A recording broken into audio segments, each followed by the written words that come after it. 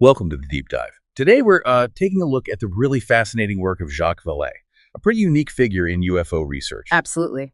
We're going through 5 key books: Passport to Magonia, The Invisible College, Messengers of Deception, Dimensions, and Revelations. Right. And our goal is to kind of pull out his main ideas on this whole, confusing topic and see what they mean. And Vallee's background is key, isn't it? An astronomer, a computer scientist. He brought this scientific approach. But he didn't just stick to the usual script. He really challenged that main idea, the extraterrestrial hypothesis. The ETH, yeah. He thought maybe it was something more complex, socio-psychological, maybe informational, even interdimensional. And these books cover a good chunk of time, 69 to 91. So you see his thinking evolve. Definitely. Okay, so Passport to Magonia, 1969. This is where he drops that first big idea, right? That UFOs aren't new. Exactly. He draws these amazing parallels between modern sightings and, old folklore. Fairies, demons, aerial ships from centuries ago. Magonia, that mythical place in the sky from medieval French lore. that's the one. He points out similarities in, what people saw, the entities, their behavior, comparing old texts to modern UFO reports. So the idea is that maybe our culture shapes how we see these things, that they have a sort of dream logic. And the sheer inconsistency. The beings reported are all over the place.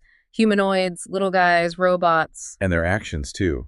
Profound messages one minute, then just weird, pointless stuff the next. Which, for Vallee, really didn't fit a simple aliens visiting model. He suggested it adapts, right? Yeah. Shows up in ways people of the time can grasp. Right. Airships back then, spacecraft later. Yeah, like a modern myth unfolding. He saw the ETH as, too narrow. It ignored too much history, too much weirdness. And he hinted early on at maybe some kind of control mechanism, like it's being orchestrated. The subtle hint, yes. Like the phenomenon delivers messages in mythic ways, tapping into our psychology. He was already using computers back then, building databases of sightings. Okay, then the Invisible College in 75. The control system idea gets more explicit here. Much more.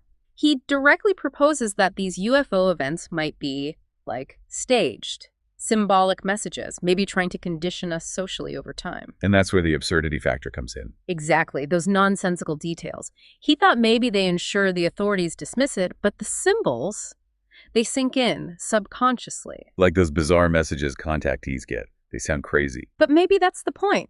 He believed contact happens on the phenomenon's terms, not ours. The establishment rejects it, but the symbols are absorbed anyway. So potentially nudging our whole worldview. And he kept pointing out how the visitors changed with the era gods, then magicians, then spacemen. Right. He started looking beyond just aliens, maybe interdimensional, maybe something involving our own consciousness. This control system was potentially an educational program, a feedback loop. But from what exactly? That was the question. He was already calling the ETH naive by then. Pretty much. Too simple. Which, understandably, didn't sit well with everyone in ufology who was focused on finding physical proof of aliens. Then, in Messengers of Deception, things take a bit of a darker turn. He looks at UFO cults. Yeah, 1979, he got really concerned about manipulation, about misinformation within these contactee groups and cults that were popping up. Seeing patterns in the messages, apocalyptic stuff, promises of salvation, leading to extreme beliefs. Exactly. He worried it was undermining rational thought.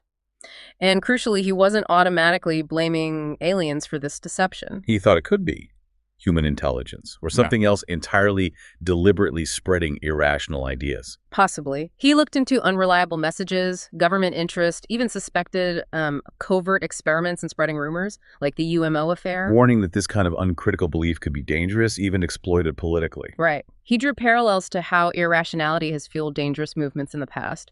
It was a pretty sharp sociological and political critique. Okay, fast forward to Dimensions in 88.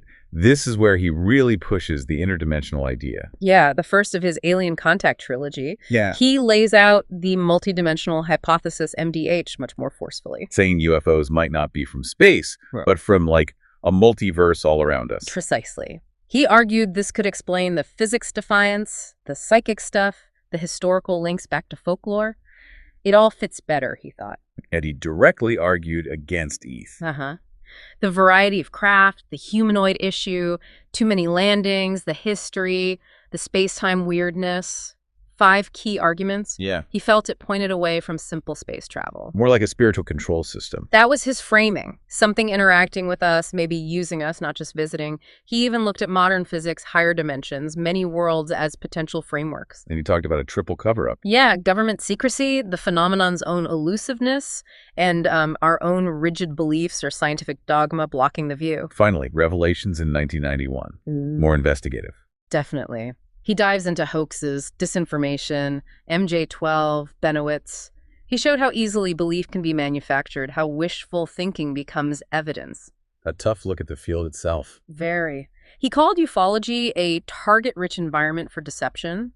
But, importantly, even after peeling back the layers of potential BS, he still believed something real was underneath. Some kind of consciousness that can manipulate space-time. That was his conclusion. And, his emphasis on critical thinking, on spotting disinformation, it's incredibly relevant today with all the UAP talk, isn't it? Absolutely. So, wrapping this up, Vallee really forced people to think outside the standard alien box. He highlighted the history, the possibility of non-physical or interdimensional origins, the real dangers of deception, but also the need for rigorous, open-minded study. His work leaves you wondering, doesn't it? It really does. And here's a thought perhaps to leave with. If Vallee was onto something about a control system or interdimensional reality, could understanding that unlock other big mysteries? Maybe about consciousness itself?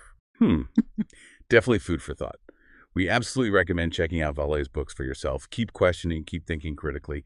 Thanks for joining us on the Deep Dive.